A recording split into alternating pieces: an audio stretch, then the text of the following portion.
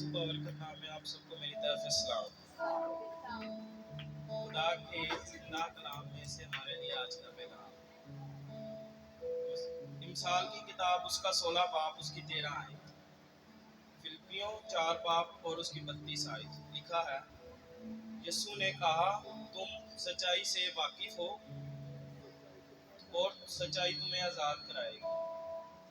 حنانیہ اور سفیرہ کے واقعے سے آپ سب واقف ہیں، کیسے حنانیہ اور سفیرہ نے زمین بیچی اور خدا کے رسول کے پاس گئے اور اس نے کہا پوچھا کہ یہ زمین تم نے اتنے کی ہی بیچی ہے جتنے پیسے ادھر لائی؟ اس نے کہا جی میں نے اتنے کی ہی زمین بیچی ہے جتنے پیسے ادھر میں لائی۔ یہ کہنے کے بعد وہ فوراً ہی مر گئی۔ کہنے کا مطلب ہے کہ اس نے جھوٹ بولا۔ اسی طرح ہم آگے دیکھتے ہیں پطرس کا واقعہ۔ پطرس نے پہلے خدا کا انکار کیا، لیکن جب وہ پچھتایا اور بعد میں اقرار کیا، سچائی کے کلام میں سے پہلے 3000 لوگوں کو اور بعد میں 5000 لوگوں کو زندگی کا آزاد کروایا۔